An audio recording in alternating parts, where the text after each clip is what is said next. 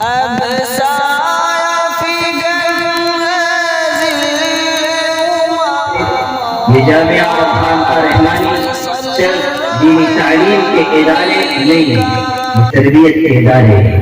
یہاں قلب کی تعلیم ہوتی ہے، یہاں لوگوں کے ذہن بدلے جاتے ہیں، یہاں اللہ اللہ سکھایا جاتا ہے۔ یہ ہندوستان کا وہ عظیم ادارہ ہے جو علم و عمل کا جامع ہے، ایک طرف جامعہ رحمانی ہے، دوسری طرف خانقاہ ہے، ایک طرف دین کا علم سکھایا جا رہا ہے، دوسری طرف اللہ اللہ کی ضربیں لگوائی جا رہی ہیں اور دل کی دنیا کی تعلیم کی جا رہی ہے۔ قرآن مجید کہہ رہا ہے یوم لا ينفع مال ولا بنون الا من اتى الله بقلب سلیم۔ قیامت کے دن نہ مال کام آئے گا نہ بیٹے، بس وہ کامیاب ہوں گے جو سجا سورا دل لے کر جائیں، صاف ستھرا دل، پاکیزہ دل۔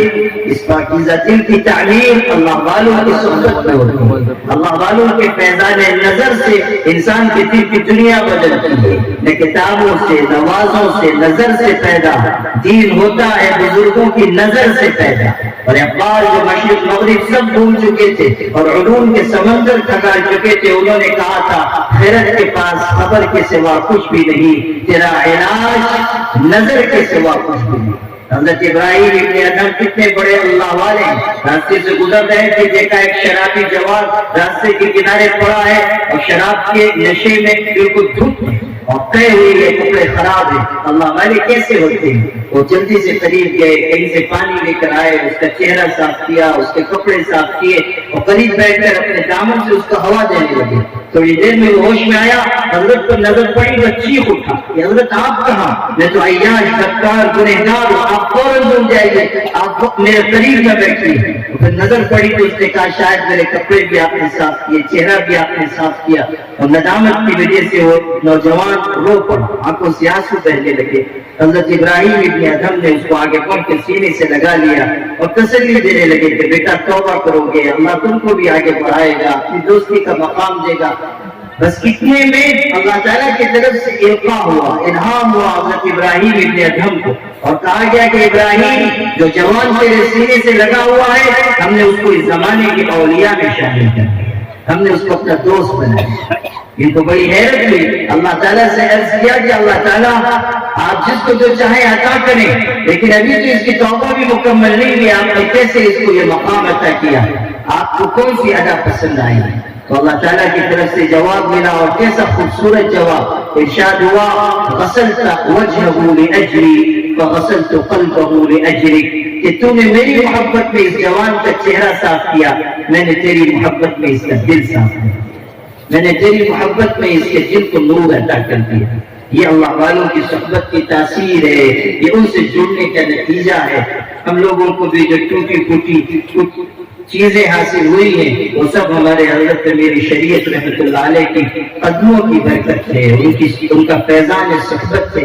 آج یہ بڑا پورا اجلاس ہے، اتنے سارے علماء حاضر ہیں، خانقاہ کا یہ سالانہ اجتماع ہے، لیکن ان ساری رونقوں کے باوجود آج ہر شے میں کسی شے کی کمی محسوس ہو رہی ہے، اور ہمارے حضرت رحمۃ اللہ علیہ کا نہ ہونا ہم سب کے دلوں کو رنجیدہ کر رہا ہے۔ برسوں سے یہ معمول تھا کہ یہ حقیر تقریر کرتا ہوتا تھا اور اسی دوران حضرت رحمۃ اللہ علیہ تشریف لاتے تھے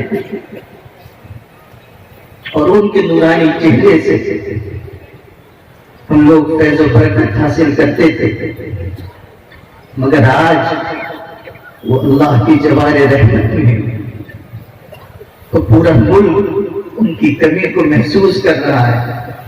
ایسا مرد حق، مرد درویش، خدا کی بارگاہ میں راتوں کو اٹھ کر رونے والا اور ملت کی سربلندی کے لیے اپنا خون جگر دینے والا اب کہاں ہم کو نظر آئے گا؟